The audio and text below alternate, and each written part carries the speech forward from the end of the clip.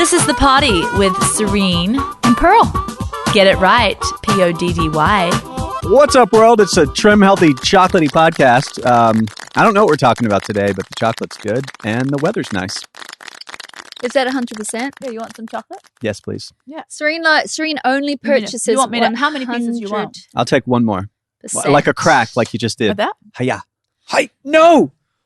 5-second rule. 5-second rule. So, when we first started Trim Healthy, no thanks, because I want to tell you about this. It's so thin. No, excuse me. Okay. When one person, and I just listened to our last potty, and we were pretty bad, you guys, at talking over one another. Brilliant. I mean, I know our last potty was about... I disagree.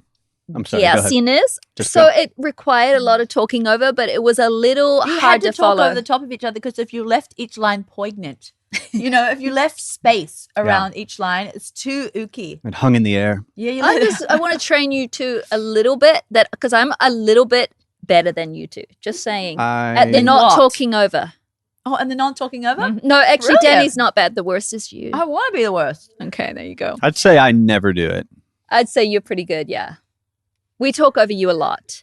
I'd say you always And do. Serene talks over me a lot. I do tend to talk over her a few times, and I talk over you, Danny. Yeah, I get talked over probably the most. Always blind. That's what they call blind It's funny spots. that you're trying to do a high five, but really it's more like I shall bash you. No, it's just we're sitting too close. And it's more like an aggressive, hey, Kate. Blah, blah, blah. You're breaking the rule. You're looking at the camera. Don't you dare do it either. Don't. Now please. that you told me, I want to look at the camera so bad. It's my thing. I want to. Third mic, archetypes, characters. Oh! It's not there. Pearl, please. It's for real.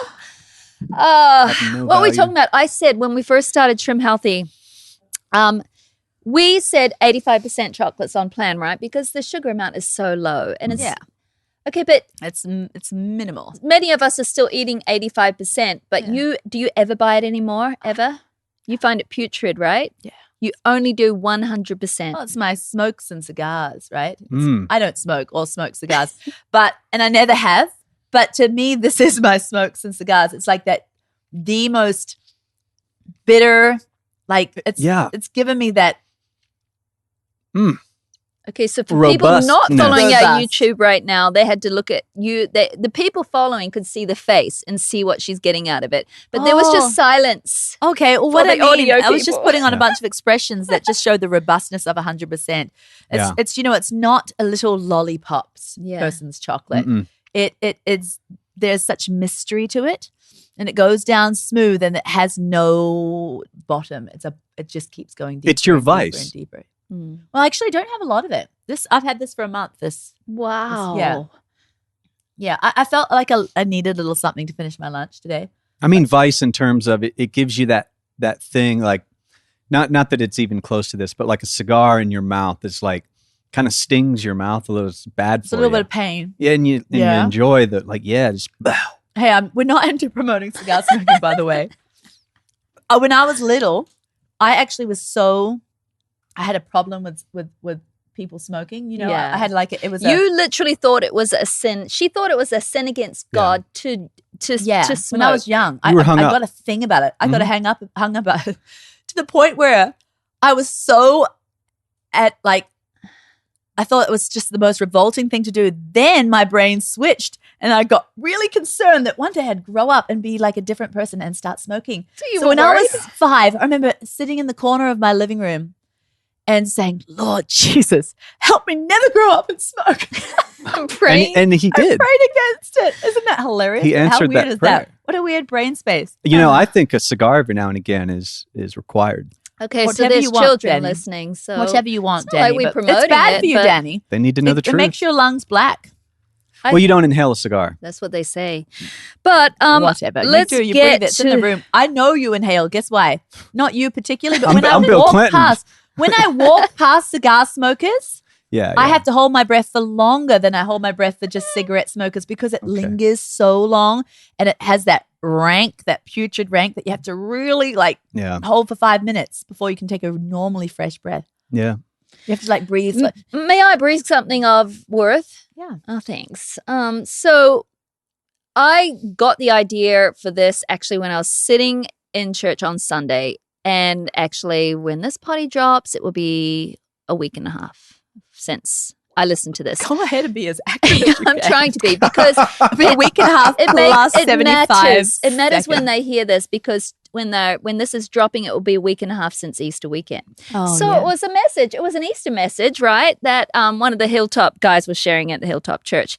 And it was a really incredible message. Actually, what kind of really jumped out at me was something that was not what it was about. He was talking about that scripture in Mark 16:7, where, the tomb is rolled away. And Nope. This is after Jesus died. And No. okay, you The do tomb know. was not rolled away. Okay, well, it was not. The door of the door tomb. of the The tomb. stone. Yeah, the stone. The stone. Good job. You I just thought don't he was want- going to go all anti-Christian on you. Hey, there's some serious religious people out there. That's true. The stone was rolled away, or halfway, or whatever, enough to get into the tomb. Yeah. And then who arrived at the tomb? Whoever the angels talked to.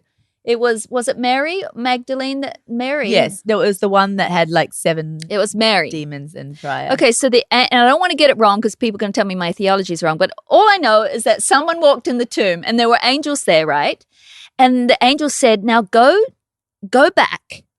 I'm going to read it from the New Living Translation. Now go and tell his disciples, including Peter, that Jesus is going ahead of you to Galilee. And they talked about meeting My up, translation right? says, go tell the disciples and Peter. Yeah, most of them say, go tell the disciples and Peter. But you see, he was a disciple. I know, but this is the thing, Serene. Let me bring it.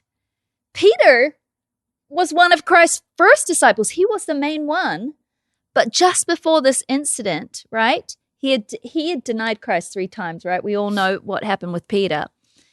Peter must have been feeling like such a failure loser. He didn't think of himself as a disciple anymore, because the angel actually had to single him out. Go tell the disciples and Peter.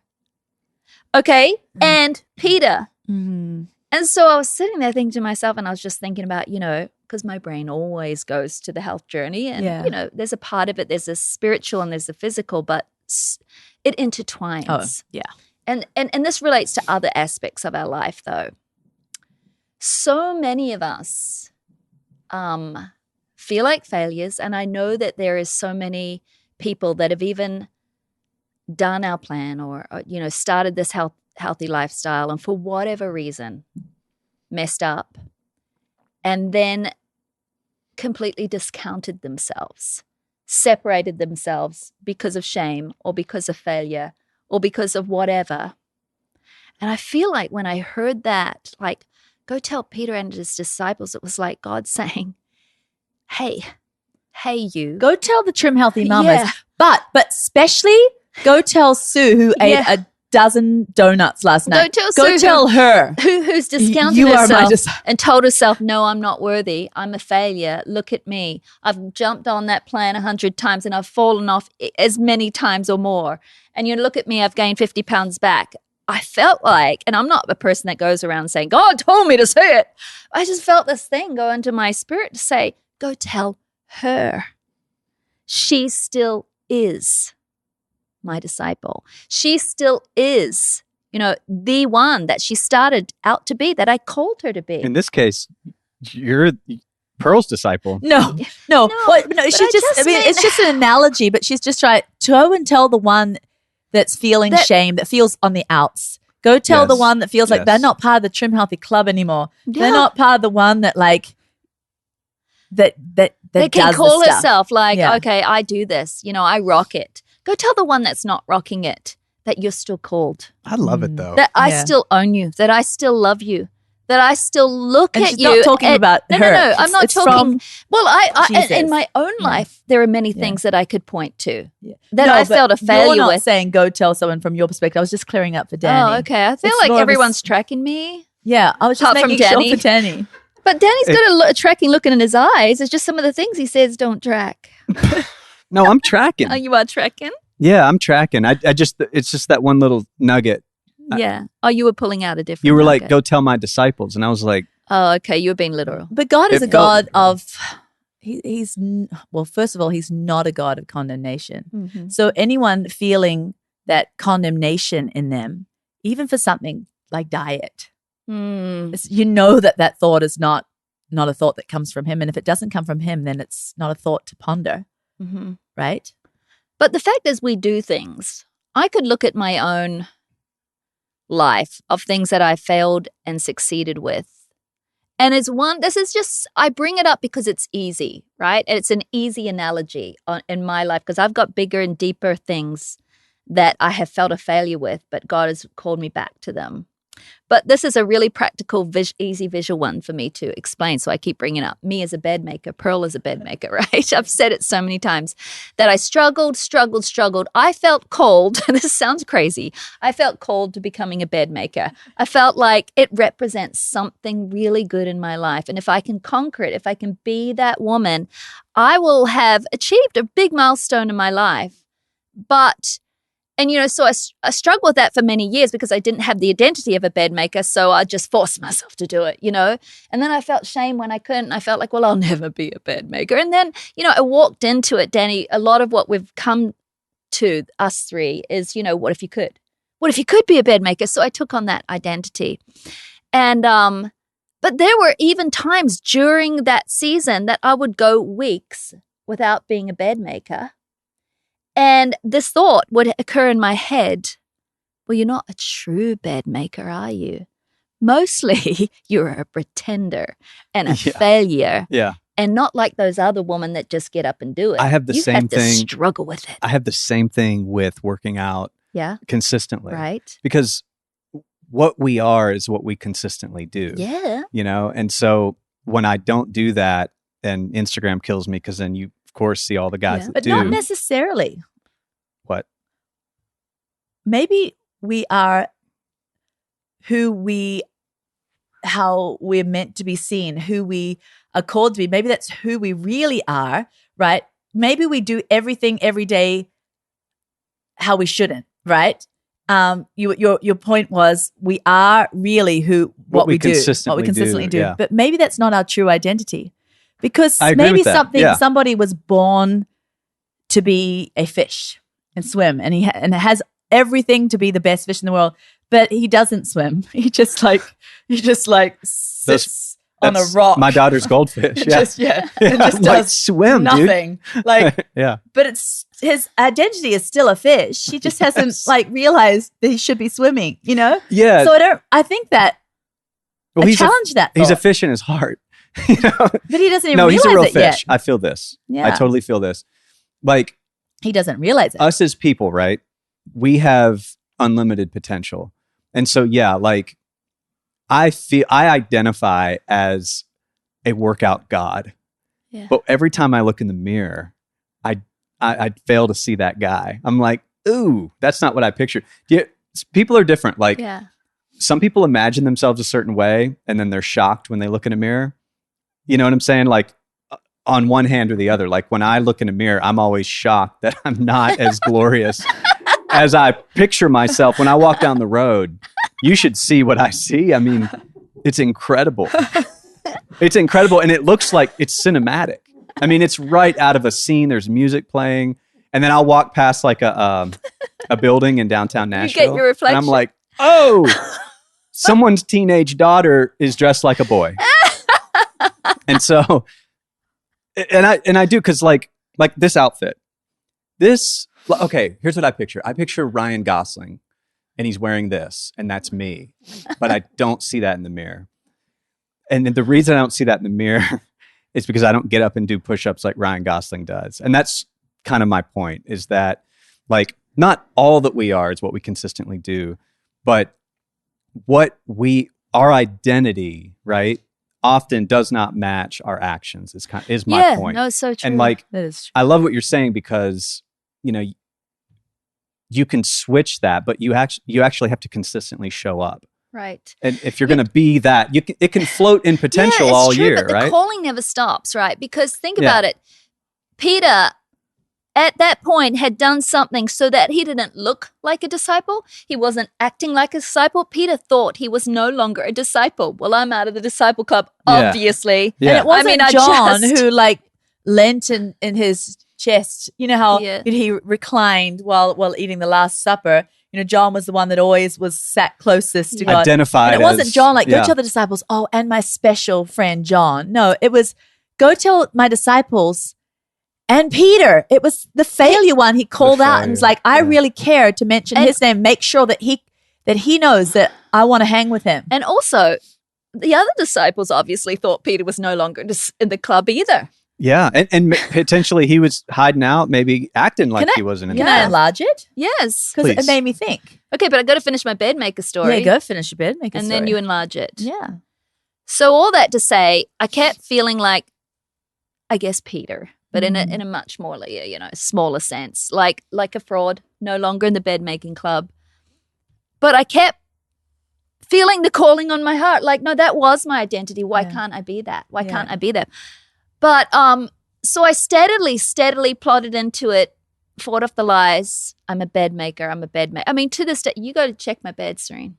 Wow. It's made. I have come to believe and accept the DNA of a bed maker, and it's in my very cells. There will be a day or so where it doesn't happen now. Yeah. But over the years of just retraining my identity as that, and I know it sounds silly. Who cares about a made bed? But to me, it was like, if I can do this, think of the other things I can do. And it's kind of, it was it's a kind micro of habit similar. that you knew was going to go become if we can change our micro habits, we changes. can change our macro habits, right? And my identity is, no, I'm actually one of those people that were kind of born bed makers. You get them, right? They have to feel, they don't feel right if their bed's not made because that's what they do. Yeah. That's me. Yeah. What if we so don't feel a fantastic. win when we make our bed, though? Like I've made my bed in the past. It's happened. Yeah. But I never feel any Well, maybe victory. that's not your calling. Maybe you don't have to make your bed. It was just something that I felt called to. It's not necessary for a long, healthy life. But you know what I'm saying? Like the small habit. I think there's a book, Atomic Habits. Yeah. And it's an idea, right? It's not original to him, but it's this idea of changing these micro things, and then they cascade. But maybe that works for people without ADHD. I feel like I can change. Oh, well, no, don't become a victim though. Yeah. Because people with ADHD have accomplished incredible things and overcome that. I mean, of course you're going to struggle in certain areas, and of course you're going to, be flourishing in others. The struggle makes you strong. Yeah. The struggle makes you strong. And the fact is that maybe that because it didn't come natural to you, Pearl, because you had more of a struggle in your bed making, because you had to fight for the identity, I think of you as more of a bed maker than somebody who was born making their bed. Me too. And Serene, this is what I'm trying to say. I haven't struggled in my health journey. I know. That's my passion. Yeah. That's brilliant. Come on. This is fun. Right.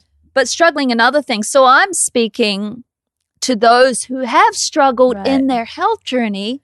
And I want to say, Peters, you know? never It's have so looked good. so strong. Yeah. Because in your struggle is where you have to grow your grit. Yeah. It's where you find your feet and where you have to stand even when you feel like I'm going to sink in this, where you learn to stand in somewhere that and where you learn to almost walk on water where you have no business walking, right?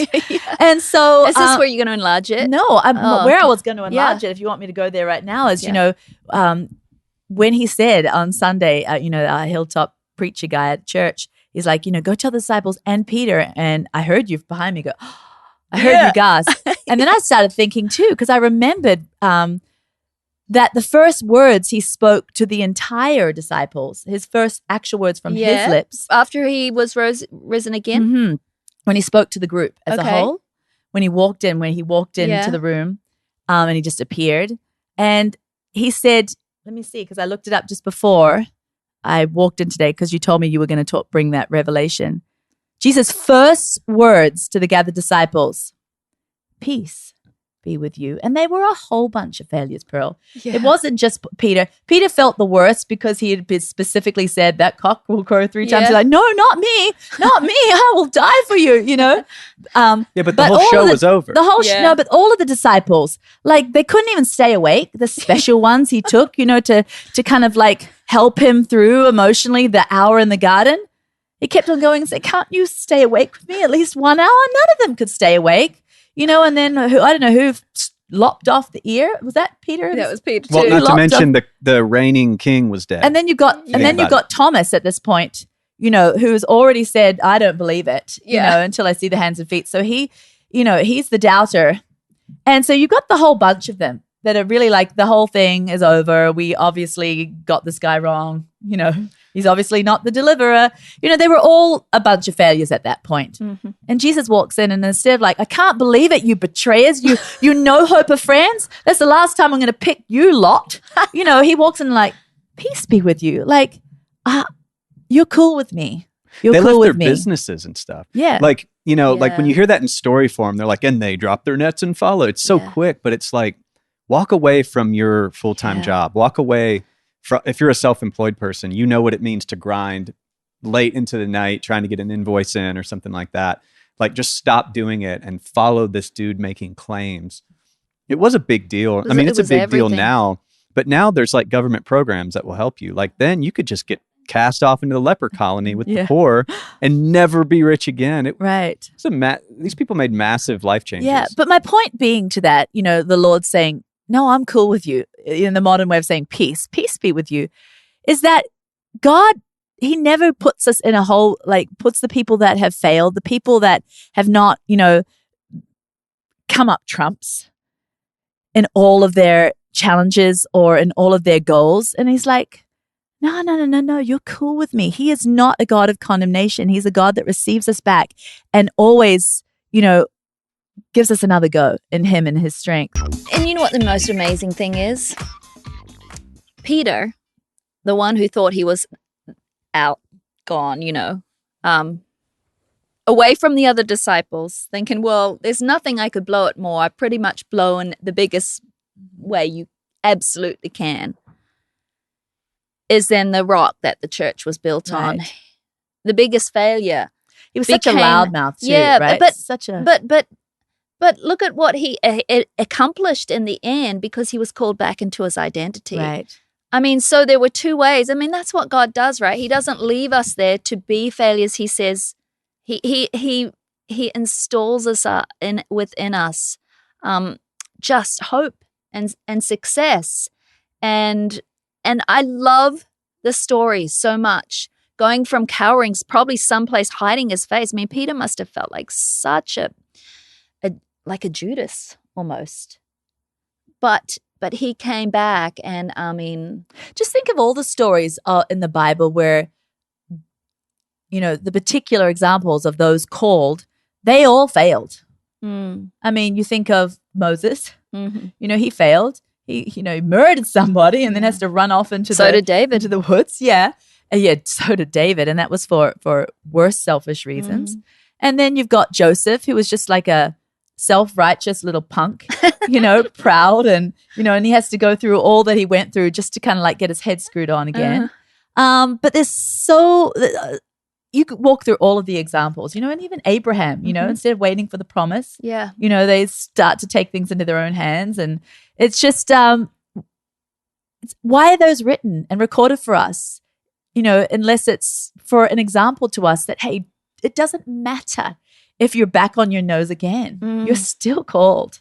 Yeah, and then I remember we started the very first podcast, and I felt like saying, well, why? We were like, why are we doing this? And I said, I think I want to say to people, you are a trim, healthy mama. It doesn't matter if you don't feel like one. You are. Come back into your calling. Oh, that's epic. I mean, same for motherhood. Same for fatherhood. Yeah. Yes. Man,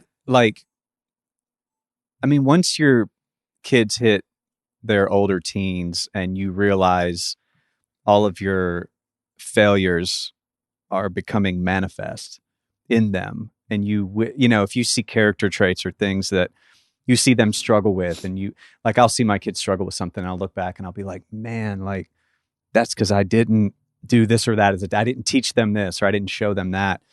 And, it's like, I'm applying this to myself. Like, man, you're still a dad.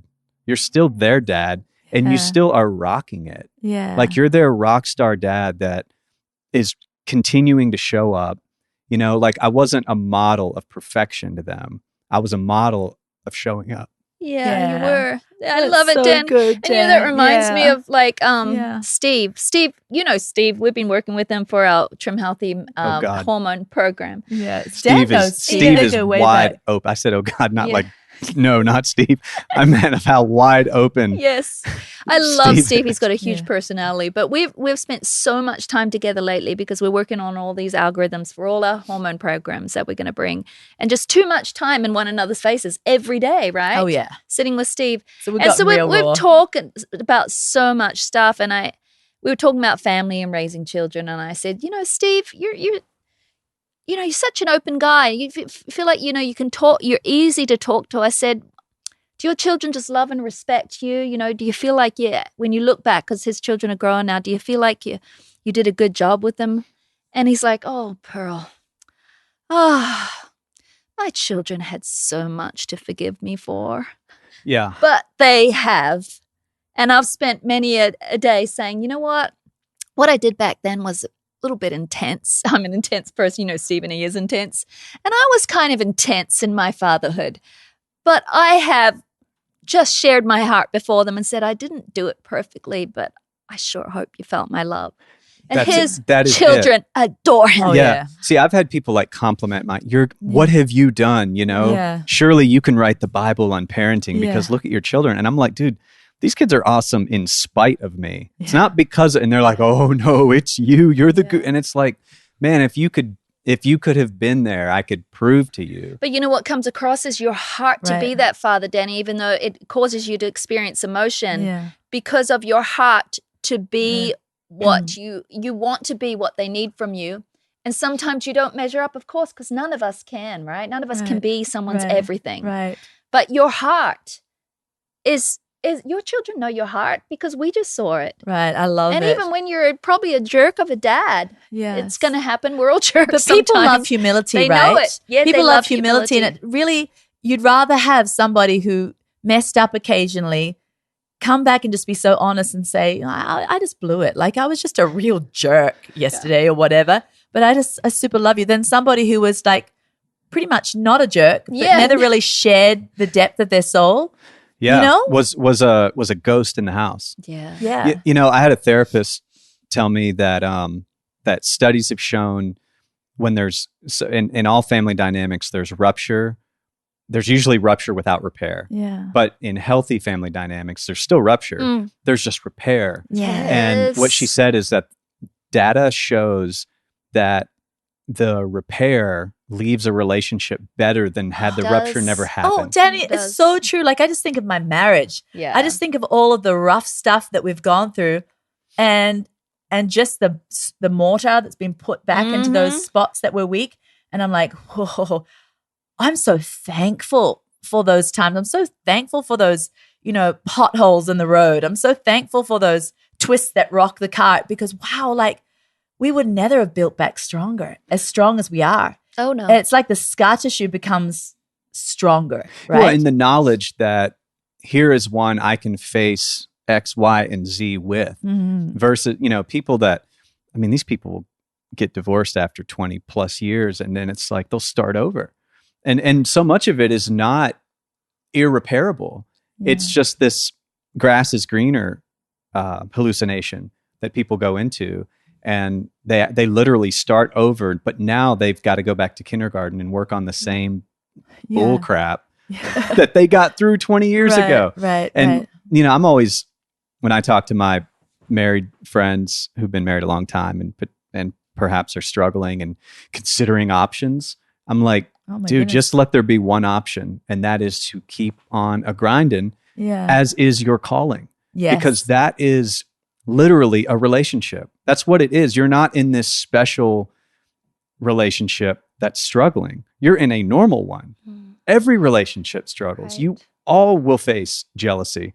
You will all the wives are going to have to overcome jealousy. All the men are going to have to overcome anger. You can switch those two. Women have to overcome anger. Men have to overcome jealousy. But as the bell curve goes, typically that's what's happening. And these ruptures that enter into relationships, whether it's with your spouse, with your kids, like I love what you're talking about. This was typified in this story of Peter, this ancient story of this man who completely just denied everything, just walked away from everything, was afraid, failed miserably. And man, if that doesn't describe everybody, it's just like this special character, Peter. It's like, no, it's for you. Yeah. That is a element of reality that's in your life. Right. And, that restoration is so much more powerful than the breakdown. And just think some people that are just peaceful kinds of people, and we're all called to peace, right? But it's the one with anxiety that's even more called to peace. Yeah. Right? So there's more to fight. It's more, there's more of a call. So say you feel like you've failed on your health journey. Say you feel like you're not measuring up to your goals and all of that. You're called. That calling is so strong on you, and it's more strong because you need that hand to draw you back. One of the biggest things, because when we talk about coming back, obviously if we're talking to the Trim Healthy journey, right? That's something that in the scheme of what could go wrong in your life and what could fail in your life, this one is easily correctable. You can just step back on the wagon, right? But there's things that seem like there's absolutely no hope, like in a relationship with a kid that's now moved away, and there's this doesn't answer your calls. I mean, there's heavy stuff that parents are going through. And, it's surprising what a little bit of vulnerability can do to those relationships, of actually making a phone call. And instead of like what the generation, I feel, before my generation did, like my parents and their parents, nothing was ever talked about. It was all assumed. And if somebody was upset about something, they just lived that way. Yeah. And what I'm trying to break in my family line is not that we'll never fail again. My children are going to fail their kids, but I want to give them a new habit. And that is, when you fail them, you go to them and you confess it. Like old-fashioned confession. Ask them for forgiveness. Tell them you blew it, and I know for me as a dad, that's been way harder than I'm making it sound like right now. It's been really hard for me to say what I did wrong and then look them in the eyes and make sure they know that I love them. Right? Because if you don't, and I mentioned this on the Danny Takeover podcast, like I didn't have that download put in. Nobody ever did that to me. Right. I don't know what that looks like. Right. And so to do that, especially to my male children, was just a mountain. Like you can't even understand the mountain I had to overcome just to like eye contact, ask for forgiveness, and tell them I love you. But as you do that, you're breaking change. You're breaking generational change. And I'm giving them something. Yes, you like are. I don't look. You've I don't given need, huge. look. And things. you can pray about it. Yeah. You can go to therapy. You can do all that. Yeah. None of that matters if you don't do it to them. You have to physically give them this thing. Right. You have to give it to and them. it doesn't is even really passed along. matter to who was wrong and who was right too, because a lot of it, there's so many nuances. That's such a word, in relationship struggles. Well, when somebody comes to fix it, well, there's just so many nuances. You know what I mean? But I feel like even if you feel like it wasn't necessarily your fault, there's still nothing wrong with going apologizing. Yeah. Right? Yeah. Because apologizing just for the fact that there's pain, even 100%. if their pain may be even imagined that you have given it to them. Some pain is just all imagined in their brain. It's like you didn't actually do that, but they can twist it around and make, whatever. But there's still nothing wrong with sorry. I think it's, like you said, it's so healing. But you know how you said you had nobody to instill that into you, but I think it's a universal hard. It's a universal hard because it's against the flesh. It's against the flesh to say sorry. And especially in Christian homes, like self-righteous Christian homes, they didn't necessarily grow up with people saying sorry. No. Because it's such a Pharisaical thing to have pride, to think you're right, never have to say sorry. Well, and there's also this religious just horse manure on parents that they're always right and they're the like anointed always right king or something. And it's like whatever happens, it's just like the kid's always in the wrong or isn't seeing it right or whatever. And it's like, dude, sometimes these little dudes fresh from heaven have some revelation for us. And actually in their screaming and crying have a message for us. Yeah. A kid screams and cries. The default usually is like, hey, suck it up. You got no problems. You're living in America. There's real problems out there. This was old me, by the way. Yeah. There's real problems out there. Like, stop your complaining, get in, put your seatbelt on, and be quiet. Well, what do you want to give your kids, What type of adults do you want them to be? And what happens when their little sister does that? How do you want them to treat their sibling? Right. And you have to give it to them. You actually have to, like, what I want when my youngest daughter is putting up a fuss and my oldest son is in charge, right? What do I want him to do to her? Well, what I want is for him to be like, hey, we're okay, babe. Get in here. Come, first of all, let's get grounded. We're just out of sorts. Let's get a little, I don't want him to deal with her harshly, but so how do I treat him, And I agree. And in the balance of that, just because this is give and play, yes, is there are the times in softness to be firm. Because there's that way of parenting where there's no boundaries for the children, and then it's always just, let's give a hug for that. I think it's so good, like what you're saying, I love your heart Danny, about the generation before you and the one before that didn't talk. It was like, well, they don't talk to me. That's the way it is. They've kind of left the family, Yeah. And now this is a communicating generation. With that can sometimes come extremes where everyone's entitled to their big screaming fit, and that's just what they're doing. Yeah. You want to feel anger, honey? You really feel that. Yeah, the Walmart kid. Yeah. I mean, of course there's balance, but you know what? I love going back to Peter and the Jesus thing. That was and that wasn't Jesus, that was his angel, but there was a message. Go tell Peter. He was told to tell them. He was passing, the angel was passing along a message. Yeah. Go tell Peter and my disciples. And then there was a message about it, right? It was a total, here's my hand, reach out. Come on, I know you're sitting in the corner, you think I don't love you anymore. Right. No. Right. Here I am. I want to bring you back. I want you to come back. It wasn't just leave you there in your stupidity. Yeah, you did wrong. Well, suck it up. I feel like your mic work is off today, Pearl. I'm sorry. It's because I used to sit over there and I could look at you and keep my mic. It's look unfair. at Serene, and now... But you know what? You're doing great now, with what you've been given. I am picky in the middle. Yeah. Oh, yeah.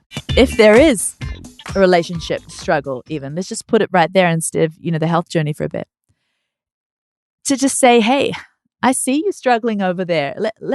Hey, I'm extending my hand of relationship back to you. So it's the communication thing that's beautiful. But what this whole thing has been making me think of, like I said before, if you're the one that's failed, if you're the one's face planted again, you're more called. There is more of a outstretched to you right now. Like with the prodigal son. It reminds me of the prodigal story. And that son who was always doing everything right was like, what? By jingos? My dad is like killing the fattened calf. There's a party. Like there's trumpets sounding and he's got the whole band, and everyone one's out feasting and the best wine, the cork's just, like popped off the bottle. Like this is a huge celebration. What about me? Well, the deal is there's so much, the heart of God, he loves restoration. His whole heart is for restoration. And so he gets excited about throwing a restoration party. So if you feel like you're face planted, that restoration party is, you're invited. Okay, Serene, I got a good analogy. The fact that you have perfect meals every day, I know that you will. I have no doubt. You do it. Serene will always do it. I'm not going to go throw a party for you. No. I think, okay, who cares? Serene's going to be perfect again. It's just what she does. It's easy. It's not perfect. No, but it's easy for you to eat ultimately in a pure way. For me not to. It would be hard for me. That would be my struggle. But guess what? For someone that has fallen off, right, 100 times, and then comes back and rocks it even for a day, I want to throw a party. And their calling is more. Yeah. And in their struggle, they're more strong. Yeah. Like, this is not an area of strength for me, really. People say, you're so strong in that. No, I'm not so strong in that. I was just born eating healthy. But there are other struggles in my life. There are other struggles where I really have to dig in and I really have to stand, right? And really rest, really, of what I've learned, because all the struggle and the stand didn't work for me. Really, what's worked for me is just resting into God's strength and his identity and calling it mine, right? Okay. Let's hear a struggle. Well, you know, come on, give it to us. I've talked about it so many times on this podcast. Give me a fresh one. Yeah, fear was a huge one. Fear, and even though my name is Serene, right, which is so interesting. Yeah. Serene, my middle name is Carice, which is grace, right?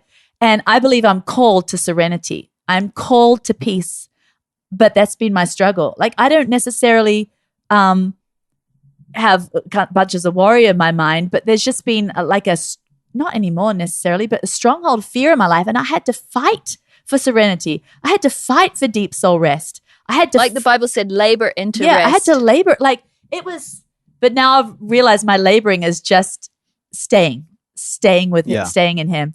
All my works didn't really work. But the point being, and I've kind of lost my point now. I'm so sorry. The point was you've had to, it's easy for you to do the health thing. In my peace, I'm actually really strong. Yeah, because you had to come so far. Because I've come so far.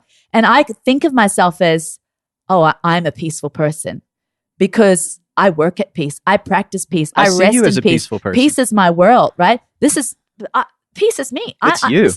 But the healthy thing where I still, this morning, still have these like fear things that come in my brain. I have to fight against them. But this is where I really think my identity is an identity of peace. Health, it's not really my identity. I don't even have to think about it. It's just like breathing. So if you struggle with your health journey, that is your real identity. That is your real calling. And that is where you are strong. You are strong. And because you've struggled, that's why you're strong. And that's why you will be strong too. Yeah. I mean, it's an ongoing thing.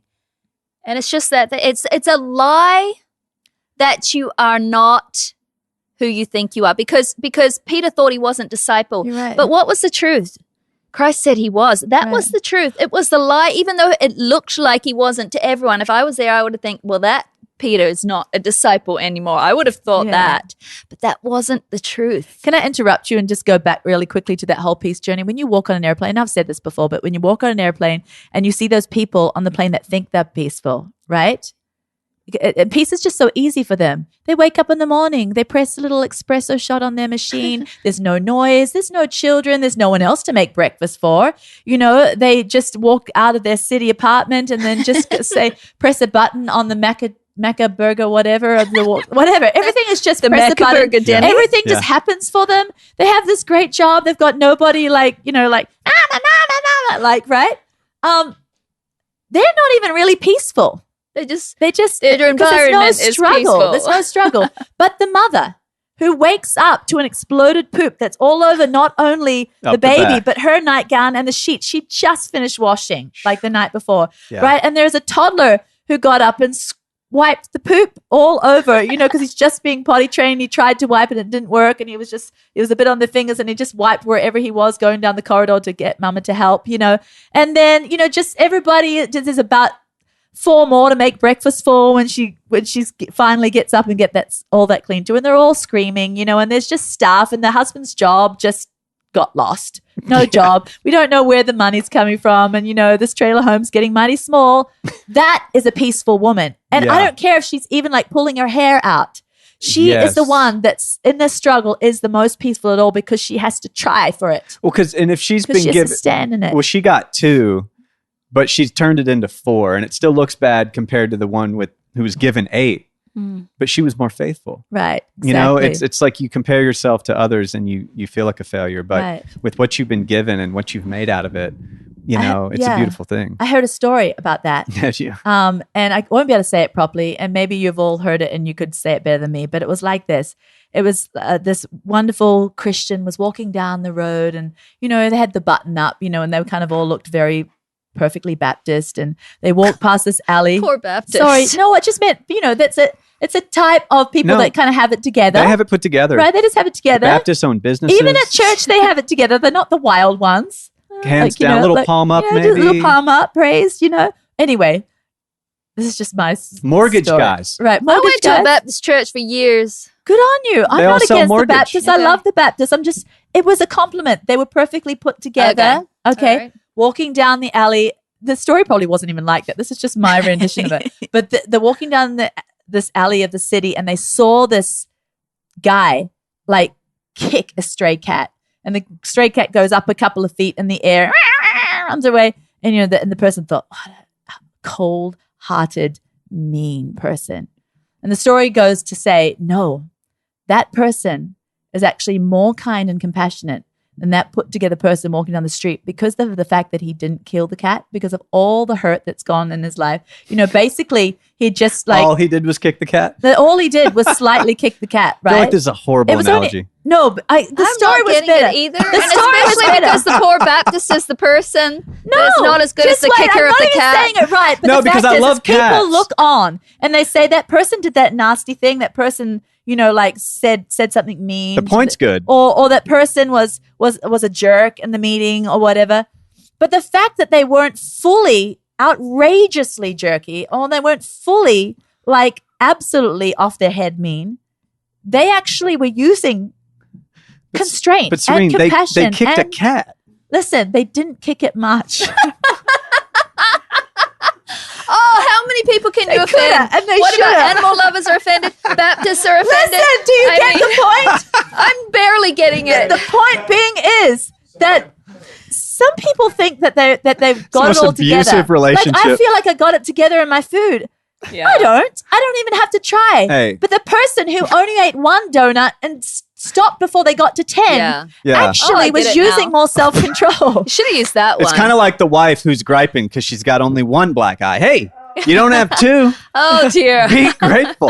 No, the point was the fact that woman with the black eye didn't go and be nastier, to her people around her because, she didn't go and like sass off in the Walmart aisle to some fellow shopper. What incredible constraint she was using and what compassion she was using to her fellow citizen. Because The really point what she is- wanted to do was like, The point is epic. I don't. Yeah, people are I hurt, think you're they hurt. wrecking the point now with her going to Walmart No, and but not the- sassing. oh my Yeah, goodness. it's a great point. I think the story could have been tweaked. Maybe. I got the donut part. I got. Yeah. Listen, I'm going to find that story and reread it in all its glory because I've really done a bad job. Yeah. But it's so clear to me. Yeah, I kind of got. We No, think- don't. Just wait. No. Let me There she clarify. goes. There she goes. We think people are Can I go failures to the bathroom? when they look like a certain way, but maybe they're not failures. They're actually using some kind of incredible strength in that. Bring it back to my whole thing where I started off with Peter. Are you saying, hey, he didn't deny 10 times, he only denied 3? I wasn't even thinking of Peter at the time. Okay. I'm just thinking of the word failure. okay. People in their failure, people can look on and see that, and people in It's their the own way we heart- look on. Yeah, Yeah. and the way people look at their own, they can just say, "Oh my goodness, I was just so whatever." But there is pressing. Sometimes you situations where- certainly win at analogies. I wouldn't call this time a huge win, but hey, Yeah, you got to sometimes keep you're rolling, going. sometimes you're Who was it? falling. Like It's like a D minus. Michael Jordan. Michael Jordan said, I miss more than I win." But he's, That's all right. he's But considered. he shows up. But he's considered my the best and identity one of the is best in the still world. a great storyteller on this party. I Yeah. don't care if I failed. Yeah, that's Right. right. You just Yeah. illustrated. I'm still an awesome So we're not potty going to girl. say Serena's out of the No. storytelling. No. Serena's out of the No. analogy. She's a master I'm a storyteller. master storyteller. Yeah, and that's why do I know I am a master storyteller? It's because I say enough that sometimes I lose them. Yeah, you keep if going. you think you're a great storyteller, you haven't told enough to have bombed, right? That's good. That's good. This okay, we're is done. the Trim Healthy Podcast. Trim healthy mama my way, and then I'll be trim healthy mama to stay.